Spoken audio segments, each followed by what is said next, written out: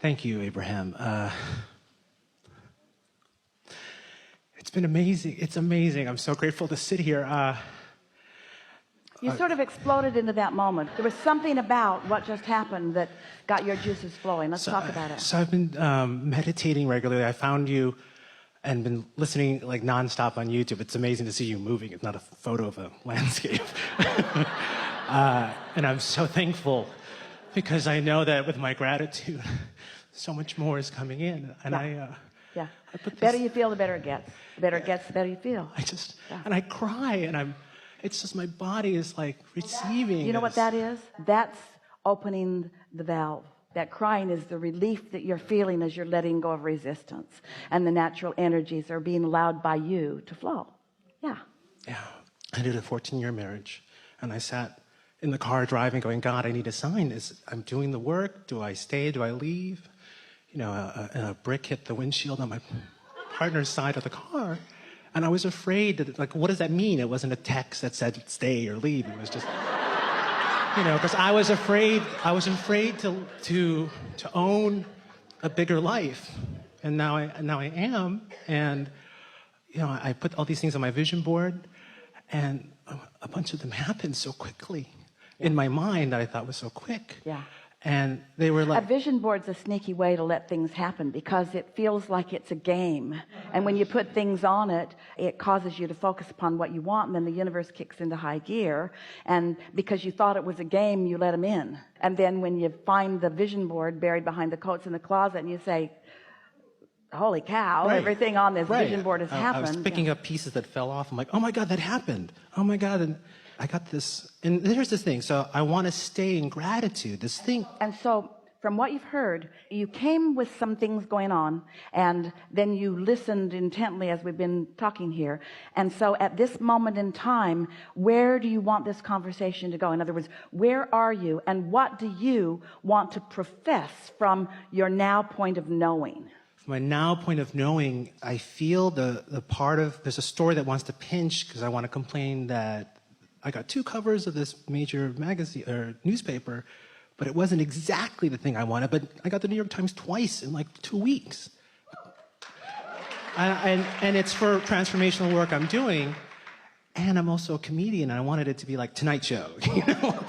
But it's elevating me. And so are you saying to us that you're asking for more gas than you currently believe, and that you believe it based upon what's been happening rather than upon what you're asking for? That's what you're saying. So here's our question for you. Does it seem to you like your story's more about what you're asking for, or your story's more about what you expect to happen?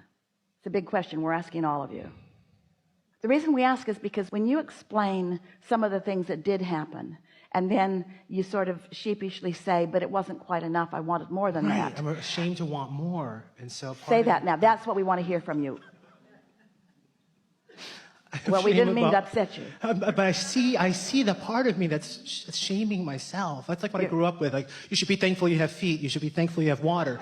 My parents came from poverty in the Philippines. So I'm like, I should be thankful I have a view. I have 21 tennis courts. I've got all this abundance. And I live a comfortable life. I'm doing things that I love to do. And I want more, but I feel like I should just be happy and shut up. So let's talk about this. We're going to ask you to answer the question as best you can from the viewpoint of your inner being. And we're going to speak as an outside voice, and you're going to speak as someone in your physical form, but speaking from the perspective of your inner being. So connected to that coming through my... So you sort of have the sense of what this conversation is about. Did you come into this physical body to maintain the status quo or to create beyond what is? Way beyond. Did you come to regurgitate what other generations had created, or did you come to be a new generation? Yeah, new generation. Did you come to rendezvous with the thoughts of your ancestors, or to rendezvous with the thoughts of your current co-creative partners? Yeah, co-creative partners. Did you come into this physical experience understanding that what was already there would incite within you awareness of improvement, or did you expect your involvement in what is to make you want to hold back from improvement? Did you expect this life experience to cause you to have thoughts of expansion or to have thoughts of holding back?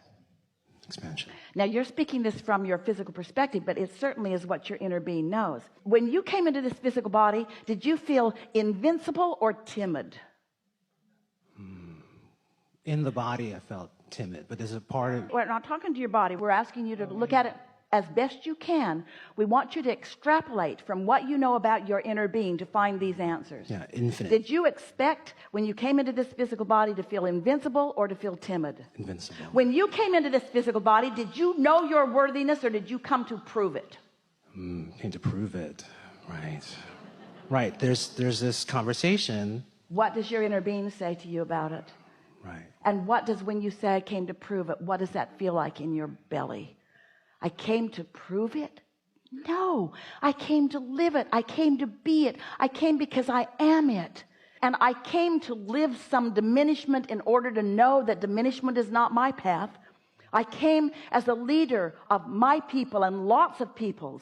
I came to thrive, to teach through the clarity of my own example.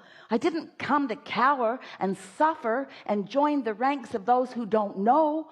I came to thrive and prosper and be among the ranks of those who do know. I came to test the boundaries of the universe. I came to ask non-physical energy to flow in the direction of what I choose. That's how worthy I know myself to be. Yeah. So it's no wonder that when you come across a thought that I should not light up a fire feature, I shouldn't do it, that's asking a lot. It's 20 feet long and the flames are this high. It's like Disneyland. Not really. It's just so beautiful and it wastes gas. Nobody's cooking over it. It's not warming anyone. It's just out there in the atmosphere. It's there for only one reason: my pleasure.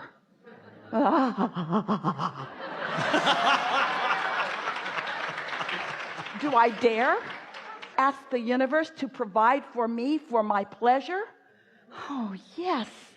Yes.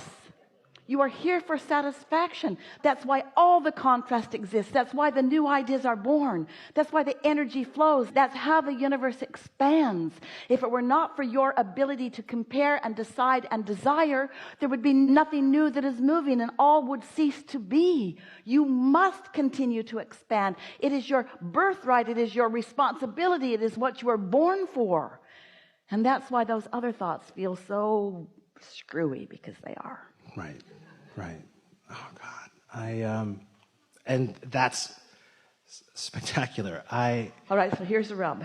Yeah, here's this thing coming. Don't try to explain it to your parents. Or anyone that's not on board. They all got it.